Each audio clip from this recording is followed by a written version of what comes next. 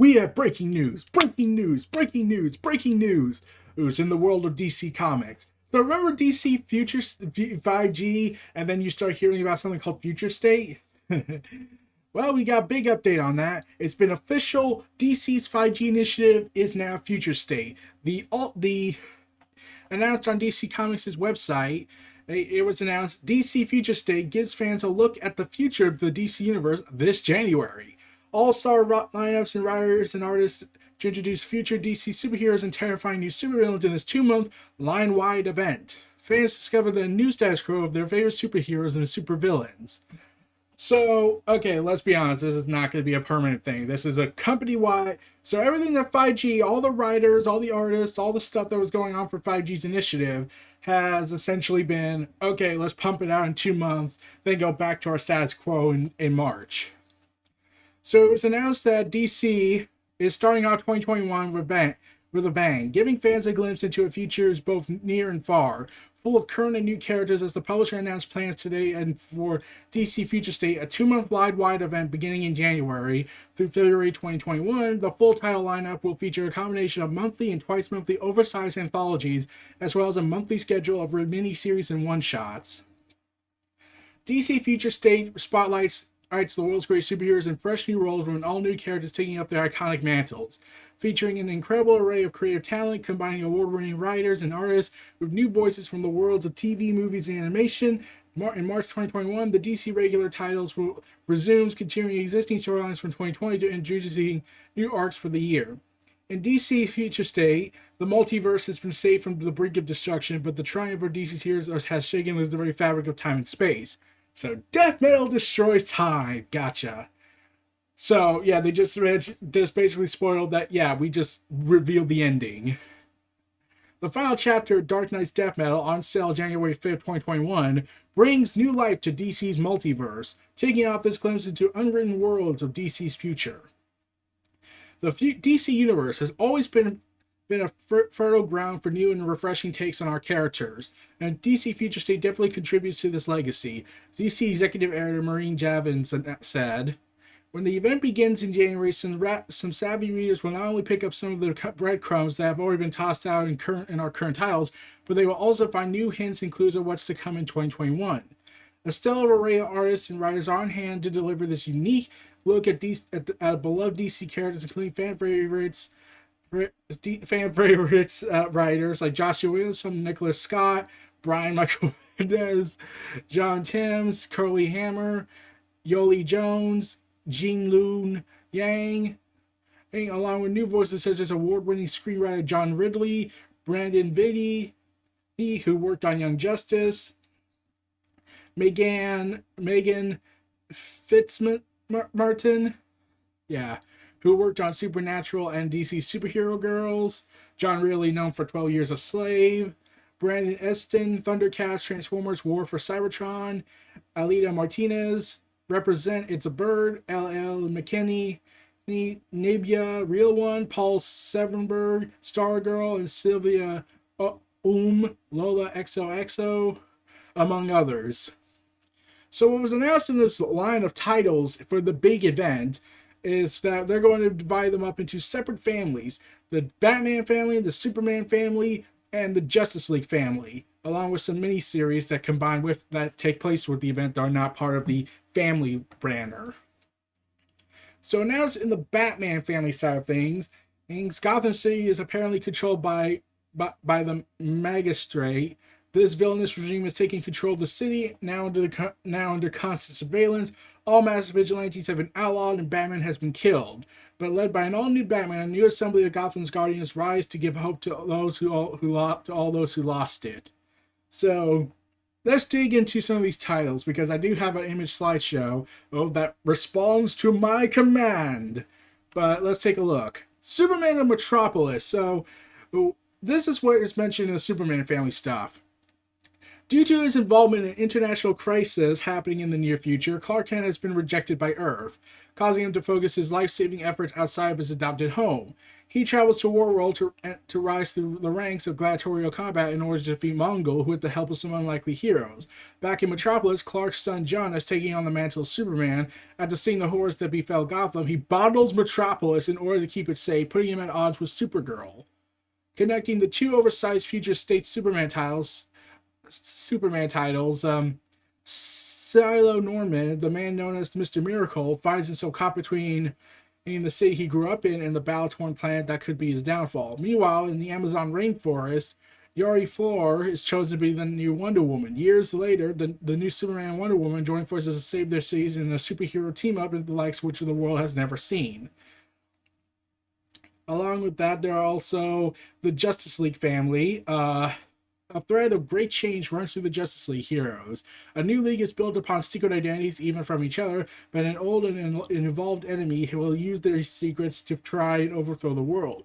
For the supernatural heroes of Justice League Dark, the very fabric of reality has shifted, and heroes are being hunted. For Flash, Shazam, and the Teen Titans, it all begins when the four riders of the Apocalypse, so we're having Apocalypse show up, unleash hell into the battles of Titan Academy.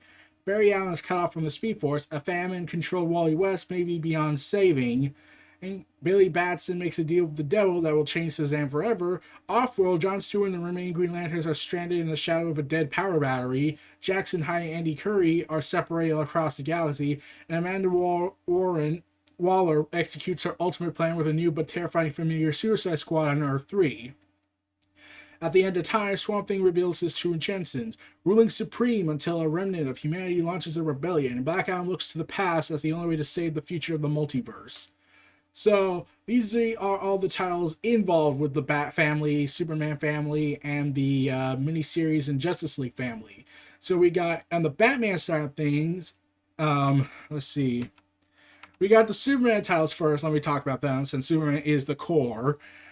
Superman of Metropolis 1 and 2. Superman of Metropolis by Sean Lewis and John Timms. The Guardian by Sean Lewis and Colleen Hammer. Mr. Miracle by Brandon Easton and Valentin Delando. Oh, then we get to Superman Worlds, Future State Superman Worlds at War. Superman Worlds at War written by Philip Kennedy Johnson and Michael Jan. And so the guy who basically makes Telltale artwork in his books. Midnighter by Becky Cullen, Michael W. Conrad, Gala, I can't pronounce that name, Black Racer by Jeremy Adams and Senya I'm reminded of Monty I'm depressed. Mr. Miracle by Brandon Easton and Valentin Delando, Future State Immortal Wonder Woman 1 and 2. So there are the titles I'm showing here. Kari Zor-El, along with monthly miniseries, Future State House of L by Philip Kennedy Johnson, and Future State Kari Zor-El's Superwoman, Future State Legion of Superheroes, Future State Superman and Wonder Woman, Superman versus Lex versus Imperious Lex. So it looks like Lex becomes Emperor of something, which is a 3-issue miniseries ending in March. Future State a Wonder Woman by Jolie Jones. Meanwhile, we cut to the Justice League side of things. We got Justice League Futures 1 and 2, Justice League by Joshua Williamson and Robinson Rocca, who is Joshua Williamson also working on the Justice League Death Metal tie-ins, Doom Metal, Justice League Dark by Ram V and Markio Taka. We got Green Lanterns 1 and 2, Last Lanterns by Jeffrey Thorne and Tom Rainey, Tales of the Green Lantern Corps by Jose Campbell, Ryan Candy, 8, and Aaron Akbar with Sammy Basri and Clayton Henry. We also got Suicide Squads 1 and 2, Suicide Squad by Robbie Thompson and Javi Fernandez, Black Adam by Jeremy Adams and Fernando Pearson. And for monthly miniseries, we got Future State Aquaman by Brandon Thompson and Daniel Sampry, Future State The Flash by Brandon Vitti and Dale Eaglesman, Future State Teen Titans by Tim Sheridan and Rafia Samdoval. I'm pretty sure I butchered these things wrong. Just try and bear with me. Future State Shazam by Tim Sendrine and Eduardo Pansky. Swamp Thing by Ram V and Mike Perkins. And that's all the titles involved with this big event. And there's more into it with Den of Geek and their comic side of things, where they talk about all the big events coming. So they have been they made an interview with people from the events of the big crossover of the big future state event, and they had a chance to talk with Justice League group editor Alex Carr about that future, a broken Speed Force, a drained central power battery, magic being harvested. Oh, and the DC Universe debut of Red X. So the interview, they said, has been lightly edited for clarity. Den of Geek talks about this, talks with Alex Carr. Walk us through Future State in the Justice League books. What were your marching orders for the creatives? What got you excited at the beginning point of this event? Alex Carr responds, well, I don't want to spoil anything for Death Metal, but I can tell you the events of Death Metal will leave the door open for a variety of really, really cool stories for us to tell. Beginning in 2021, Future State is one of those. When we think about Future State, one of the things I really got excited about was I looked at the Justice League list of titles and our list of heroes, and when we think about the Justice League, we cover such a wide breadth of heroes, settings, of villains, of power sets, that when I started to consider what does the future mean for all these characters, it just simply opened up because I thought, we could tell these stories in the near future, we could tell stories in the middle future, then we could tell stories in the far, far future, because we have characters who play all those time periods and all those possibilities. Not just the time as an element to get excited about, but when I thought, we're in the far future where anything can happen, where storytelling possibilities are limitless, for he is limitless. Bask in his glory, for he is limitless. So too does that even mean approaches to our characters. While we don't have a central hub as a setting, or even a central time period where all these stories take place, so we have no plan on that. What we did want to get across, though, all the editors in our group, was a thread of change. That thread carries through not just our heroes, but also, again, their power sets, the way they approach villains, and the villains that they interact with. If we're talking about new heroes, that's a huge change. Then if we're talking about classic heroes, what's the new mission statement that we can give to a hero? What's the new setting we can put this hero in? What's the new perspective that this hero can have and will give readers a reason to open up these books? And then secondly, to get excited about the stories unfolding therein. Oh, and one more piece of news regarding the Batman books. We got Future State The Batman 1 through 4. The Next Batman by John Ridley, Outsiders by Brandon Thomas, Arkham Knights by Paul Jenkins, Batgirls, Vita Allen, and Gotham City Sirens by Paul Severnberg, and also Dark Detective 1 through 4, Dark Detective, Grifters, Red Hood, and future miniseries Batman Superman by Gene Luen Yang, Ben Oliver, Future State Catwoman, Future State Harley Quinn, you knew that she was coming back, Future State Nightwing, and Future State Robin Eternal. So pretty cool titles on that front. But let's get back to things. If we're talking about these new heroes and all these huge changes, then we're talking about classic heroes and everything. Okay, what's the new saying? What's the new perspective this hero can have that will really give readers a reason to open these books? And then secondly, to get excited about the new stories that are unfolding therein. Death Metal is, in its own way, a dark and reflective of the times that we live in. From a 30,000 foot perspective, it's a story about anxiety of living through a world that is we're living through right now. Is Future State going to carry some of those things forward, or is it going to be more using the inherent hopefulness of the DC Universe and DC characters to try and reflect something back onto the world? This was the answer. First of all, I do want to say, while I agree with your assessment of Death Metal as it reads right now during our conversation, I want to make sure that we aren't pulling in a box too tightly, because I think you're going to be really surprised by where Death Metal goes and the way in which its perspective may change. I agree with you the way you assessed it right here and now, but I think it's by the time we get to the end, you're going to be really surprised. Future State carries through both of those. Yes, I'm giving you an easy answer here, and that you bet. Wherein you look into the future, it's easy to go dystopian. It's also really fun to do that too. In Justice League Dark, for example, we got a futuristic witch hunt going on where the Justice League Dark team are being chased because magic has become a commodity that has to be harvested. Who's better to harvest that than some of the greatest magic users in the DCU? In that regard, we do see a dark future there for our heroes, but they're also playing stories in the Future State, in Justice League, in the Super Group, in the Back Group that will reflect different approaches of future possibilities.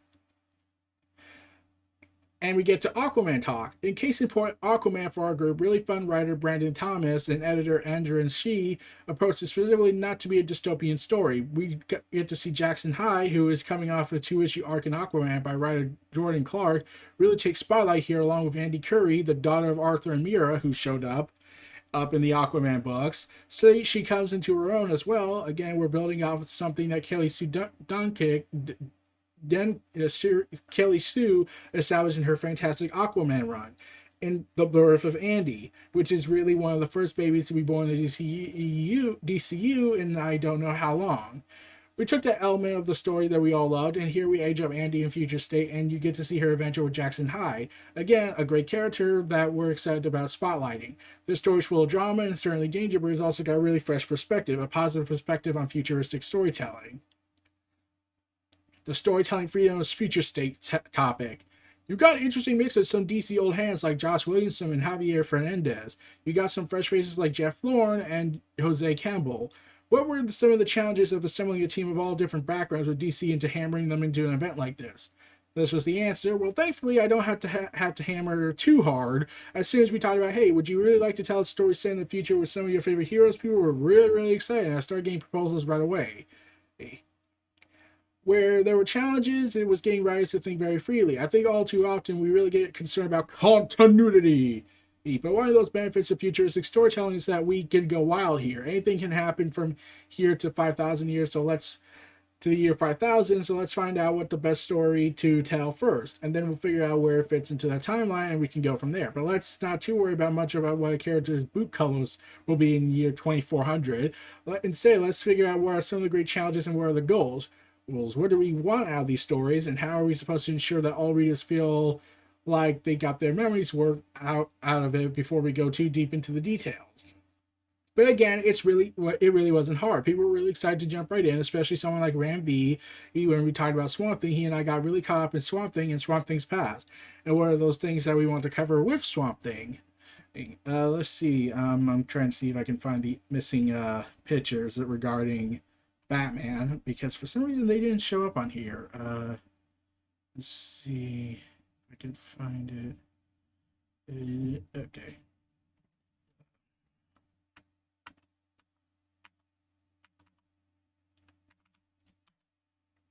Okay.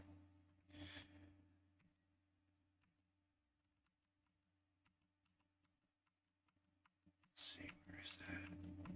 Looking for you, Batman. And curses! For some reason it's not showing up. I don't know. But let's get back to the interview.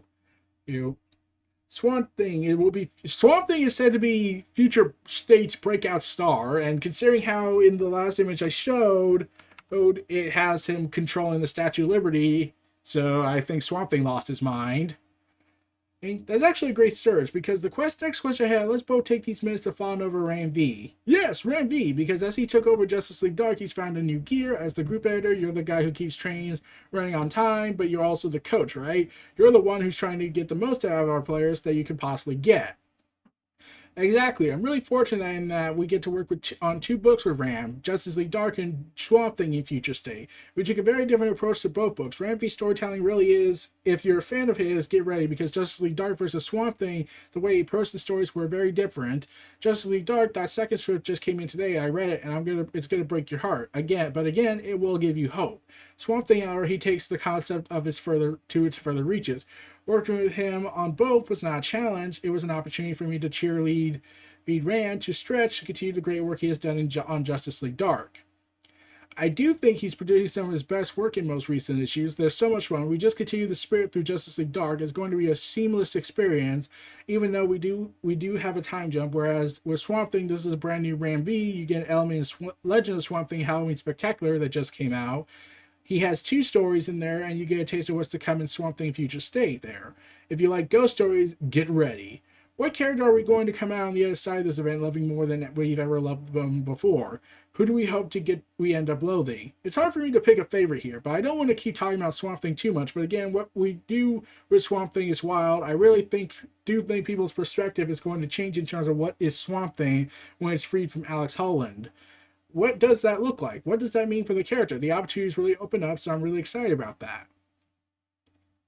Now we talk about Green Lantern. John Stewart fans, we've heard you. The Future State Green Lantern book, which is oversized, so it's going to be about 44 pages. You get it right around 20 to 22 pages of John Stewart in a story called Last Lanterns. It what happens when the power battery dies. Think of it like the Magnificent Seven. Why was all those Green Lanterns if the power battery dies? John Stewart and his ragtag group of former Green Lanterns prove they can still do good without those rings. In this future where the power battery is dead, John Stewart remains the Green Lantern Corps. They come to a planet, and that planet is just about as overrun by a galactic religious cult. Well, it's their last stand against this group. How do the group of heroes who used to have powers now face a galactic threat and attempt to save the planet? It's so cool how they do it. Then the other 22 pages will be filled with tales across the Corps. What happens to all the other Lanterns? What happens to Jessica Cruz? What happens to Gar Gardner? What happens to Teen Lantern and Mongo? Or if they're on missions together and the power battery goes down. We're going to get a variety of tones and emissions and artwork to across these stories that feature the tale of the Green Lantern Corps. I think John Stewart's going to get a great spotlight. Teen Titans introduces a really cool concept where we suggest that sometime in the future, Teen Titans Academy was established, where the more classic Titans, Nightwing, Starfire, Cyborg, Mentor characters that you saw in the new Teen Titans like Roundhouse, Crust, etc., but these classic Titans were charged with protecting and mentoring the students who would become heroes of tomorrow, but they're faced with the students that they could not teach. This is the aftermath of the betrayal. We see the Teen Titans Academy has fallen, most of its students are dead, and we got this mysterious betrayal. Then we get the first appearance of Red X in the DCU. That character will have his appearance in Teen Titans Future State. That's really fun. Oh no, I wonder who the betrayer is. Shazam! Oh yeah, this is going to be interesting. Something that I really credit senior writer Mike Houghton with doing here in his creative teams was there is a direct story thread that ties through Future State Flash, Future State Teen Titans, and Future State Shazam. You do get a continuing story there. It doesn't mean that you have to read one to read the other. But if you read all three, you get something really interesting pieces coming together that involve Barry when he and the other Speed Force are tied off from the Speed Force. You get Raleigh, then you have the Teen Titans. You also have an interesting plot that flows, particularly from Teen Titans into Shazam, involving the Rock of Eternity and the split of Shazam and Billy, which is a really fun idea that writer Tim Sheridan takes to a dark place. It's illustrated by Edward Penska in an amazing way. What creative teams are you surprised you the most? Justice League, written by Josh Williamson and Robinson Roca. This one was a big surprise to me because Josh and I talked about the story here, along with our associate editor Andrew Shee. The story was originally going to be one thing. We were all excited about that story. It was fun, and it was going to have a bit of nods to some classic stories that fans would have loved. But then Josh called me one day and said, "I'm breaking the story. I'm turning it on its head." What Josh didn't want to do was present. Here's a brand new Justice League team, and wouldn't you know it, they're dysfunctional and they don't get along, and that's where the drama lies. Instead, Joshua really turned it on its head. Here's a team that has been together for a while. They've been crime fighting for a while. They do have a couple of new secret members. These are heroes who are good at their jobs. The twist is that their identities are secret even from each other. They're great at their jobs, but they're not so good at the family aspect of Justice League. What is an evolved age-old enemy comes forward and uses those secret identities against them in a plot to, of course, take over the world. Of course! We have a really grand scale plot at work, but then what Josh did was he brought the personal element to it, and we're playing with the theme of imposter syndrome here. I think it's really going to change the way people look at the Justice League. For me, that was the biggest surprise, and it was the possibility that opened up. It's just going to be a lot of fun. The artwork by Robertson Rocca is outstanding. Wait until you see him illustrate the new Wonder Woman we have, the new Batman, the new Superman, the new Green Lantern, Aquawoman, and the new Flash. All fresh takes on costumes, powers, emotions, and the characters acting there involved there is powerful. By the time readers get to Future State, they will have seen how his run in Justice League Doom Metal, the Death Metal tie-in ends, and Robinson was part of that too. Along with, I can't pronounce that other artist's name, who's the artist on the Doom Metal stuff. We'll get to see this evolution while storytelling from Death Metal into Future State with the same writer and artist team was really rewarding. We pushed them both, and they both pushed each other. It's so cool. I'm really pleased to see it. Conor Kent and the Suicide Squad. Yeah, I was surprised by this. So, yeah. Yeah, for some reason, Conor Kent is with the Suicide Squad. I think. Or he's involved with it, but like... Yeah. And Suicide Squad, we got a movie coming out next year. We're really excited about this we get back to basics on Suicide Squad. If you want to see Suicide Squad where you're not sure who's going to live and who's going to die, the Future State book is a book for you. Because we got Earth 1 villains, but they're led by Conor Kent. What we see is the ultimate evolution of Amanda Waller's plan, because now they're on Earth 3 and Amanda Waller is dissatisfied with her role in the DC universe. So she says, I'm just going to go for broke with my team, but at what cost really, especially to Conor? At what cost is her ultimate goal? We'll see that.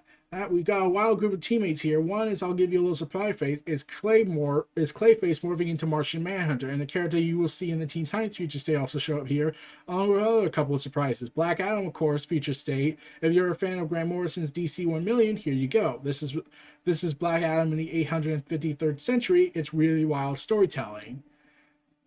And that's about it for all the interviews that was made. Future State runs through DC's entire line of comics in January and February 2021. And for more on Future State at the end of Dark Knight's Metal or the future of DC's multiverse, stick with Den of Geek, as they say. But yeah, so that's the big piece of news regarding this whole big event. I'm honestly looking forward to it because this has been this is a very interesting take on everything.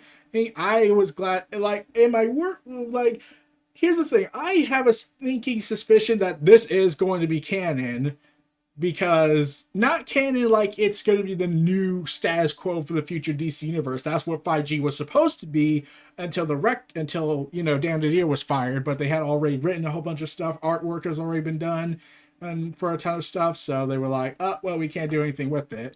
And I rushed to make this I rushed to find a thumbnail for breaking news, so sorry for the quality of it. But yeah, I'm kind of interested to see where Future State goes from here, and I do like some of these writers and artists, and I'm curious to see where they take this stuff.